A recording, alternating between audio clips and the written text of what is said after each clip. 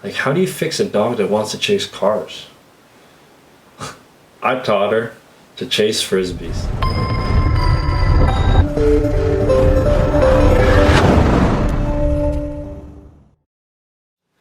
Hey everyone, Ricky Jones here, your dog life coach, and welcome to episode 3. And this is my third dog. That's right. And this is Serenity. And this is episode 3 on how we became a dog trainer. You know, the path of Serenity. This dog has showed me so much. My little Serenity hasn't been feeling good. She just got diagnosed with Addison's disease this past week. I'll give you more stories on that. But she's not feeling too good, so she's just gonna hang out with me as we tell her a little story. So, Serenity's story. She brought me on an amazing path of becoming a dog trainer. Her story is very different than my other dogs. Her story is very common with a lot of other dogs like yours. She was a rescue, and she was surrendered to a rescue at 7 months. And that's when I adopted her, was just around that time, 7-8 months. Her story was the previous owners couldn't take care of her needs. Serenity became a car chasing dog. She is my little wild child border collie. In her old home, they didn't know what to do with her. So what I think happened is there's a fence in the front yard, and they just kind of let her run back and forth. So that's what the paperwork said. You know, potential. You know, dog lived in a situation wasn't the greatest. She was a car chaser. We kind of knew that we're going into it. So this is where it's like I had that moment where, do I want to get a third dog? It was those internal beliefs I had to get through. You know, is this the right decision? Can I do it again? Is it going to be the best thing for my dogs, my other dogs? You have to, consider that. You know, there's a dog that needs help. I see that. Can I do it? Can I fix her? You know, those are all those things that went through my head before getting her. You know, I had to make those decisions, and this is right when I was still performing. We were literally getting towards the end of the season. You know, I was traveling at the time with my other 2 dogs, and I had to kind of figure out, like, is this what I want to do? Do I really want to add a third dog? You know, knowing that she had a lot of problems in the beginning. But the moment I saw her, look at this little sweetheart, Serenity, good girl. The moment I saw that dog, I was looking for one. It was just when I found her, I knew it. And so that's where it's like all those internal beliefs we go through. Like, can we do things? You got to get through that stuff, knowing if you're making the right decision. But it's about everything that I've learned from my past. Memphis showed me what I needed to do. Ivor was like that vehicle of my training program that I do, knowing that I can do it. I was just kind of second guessing myself. Like, can I do this? Should I do this? I'm this dog that needed help. So I went and I saw her, and I just knew right away, right then and there, I needed to get her. But it was just a lot of stuff that I went through more personally, just as owning a dog, being a dog owner and owning dogs with her, just making sure that, everything was going to work out. 7 months, she was already rehomed, to the rescue because the people couldn't take care of her. I want to make sure I was doing the right decision. I also wanted to make sure everything was going to work out. I wanted another, potentially another frisbee dog. Was she going to be able to do it? I did all these things with Ivor. I was way more confident. In Memphis, same thing. They're puppies. It's such a difference when you can raise a puppy. And then we're getting a dog 7-8 months. But you can do it though. That's what I want to tell you. It's achievable. It's a great journey you're going to go on with that dog. They're going to show you great things. The hard thing with her is her past. I had to be able to fix that. The car chasing. How do you fix a dog that wants to chase cars? I taught her to chase frisbees. And that was the best thing ever for her, because she fell in love with chasing frisbees.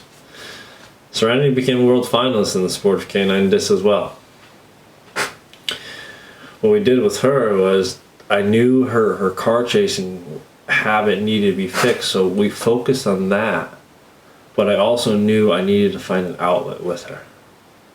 So playing frisbee, taking away that pent up energy that a lot of dogs like her that are in shelters and rescue just have, that's what needed to happen first. So we really started to play the frisbee, but then we really worked on her leash walking skills. Like, let's teach her to walk on a leash. She didn't really know how to walk on a leash. She'd rather chase a car. Any conversation I had with Serenity at that point didn't matter. And that's what I want to tell you. When a dog is like fixated on behavior, it's gone too far, and they're doing it every time, and you can't stop it. Whatever you're saying to them is not going to work. Any conversation you have, like, Serenity, this is dangerous, is not going to help you. It doesn't matter. They don't understand. What you have to do, you have to train. You have to teach them a new behavior. That's the stuff I get to show you as well. How do you take a dog that was just confused, didn't know what to do in his previous home, was even confused being with me with my other dogs at first. Rescue dogs go through a cycle in the beginning where, they're reserved. Things are great because they're not sure, so they're more, okay, let's make sure everything's good. Once they get comfortable, that's when they develop into themselves.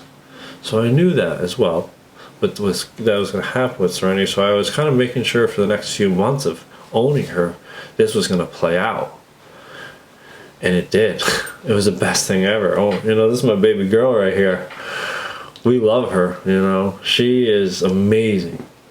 She's great with kids, great with dogs. Like, she's that perfect dog we bring in our lessons and just doesn't care for dogs. So will just walk, just kind of show a dog. You just got to kind of do, learn to listen.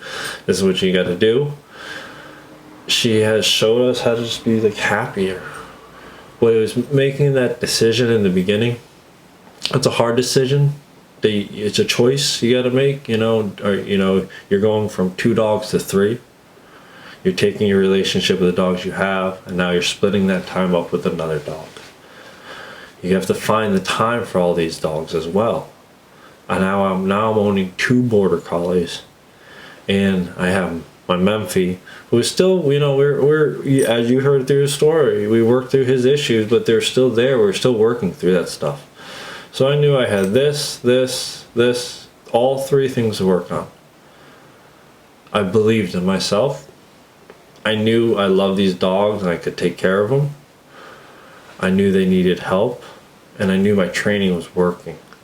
Memphis showed me results. Ira really kind of drove that path very far quickly, and that's what helped me make that decision with Serenity. I believed the training was working well. Let's do it again with the next dog. She's a border collie as well. We can work through this issue. So that's what we did. First we started to teach her to walk on a leash together. We'll let her understand that you don't need to chase cars anymore. It was great. She got to kind of work through that, and then she developed this great skill of becoming a great frisbee dog. She flies so high in the air. She's so light. She's amazing. She catches, just jumps in the air and flies. It's great. That's the cool thing with her. I got to become a world finalist with her. We got to go down and compete. She's really good at tracking the frisbee. We did toss and fetch. But I've developed the past 2 years with her. She's going on 5 now. The past 2 years with her, I developed a really great frisbee routine with her. But she showed me that you just got to be patient with your dog. Real patient. They have their past. You can't fault them for it. You got to learn to work with it and work towards changing it. Work with it. Why are they doing that? Because she's a border collie. She wants to chase things. She's pent up energy. How do you fix it? I taught her to chase frisbees. It turned out to be a great, amazing thing. And then I taught her how to learn to walk with me, learn to listen to me, because all her energy was taken care of. Now she can listen to me. She's like going back and forth. Like I said, she's my wild child. This dog was barking at people, chased squirrels, chipmunks, everything. Her story from the rescue, it's everything. The pack they put her in, She disrupted it right away. All the dogs, they couldn't have her that pack. Put her in a different group, she did better. And then I said, I want to take this dog. You know, and you got to find the right home for a dog like this. And that's what's great about the rescue I worked with, the Glen Highland Farms. I love that rescue. They really gave me a great dog, but they also knew I was going to take care of her because they knew I wanted to take care of a dog like this. They, you know, between frisbee, competing, performing, training, it was taking care of her needs. You know, a dog like her just needed that. That's all she needed. So those rescue dogs out there, those dogs that are in those shelters that are just get like, you know, it's not their fault. It's someone that didn't know what to do. Maybe that's not even their fault. Maybe they just didn't want to educate. You know, it's hard for people to get to this point of like understanding I need to do something with this dog or I can't do it. That's that commitment I ask people to take. Fix the dog. Make the commitment to get them trained. Get them the help they need. That's the hard part. Some people can't do that. That's how dogs become in shelters. I don't want that to happen though. I want these rescue dogs coming out of shelters because they deserve great homes too. They just need to be in the right homes. Or the people in the homes need to learn to be educated. That's why I'm providing information like this. Learning the stories that I've gone through. First dog, Memphis, showed me a lot of what to do having problems. Ivor is a true working dog, true dog you can train and really teach. What you know, the dog we all want to listen, that's him. Serenity is that dog that just needs that second home to be with me, the right home. You can't give up on those dogs, you know. They, like I said, the rescue is good, put her in a perfect home. That's why she's with me, and she'll be with me for the rest of her life. And that's what it's about. It's about continuing this journey. So we're going to leave it at that today. Part of this journey, I said, is you guys being a part of it. And like I said, I want to give something to you. Get that free home guide at www.dcsdogs.com.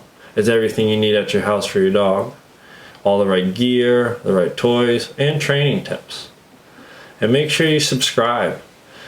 Hit that button. Turn on those notifications. And you guys get ready for the next episode of Go Train Your Dog Today. And thanks so much for watching. I really appreciate this. I'm really enjoying making these. And I look forward to more. Bye everyone. See you soon.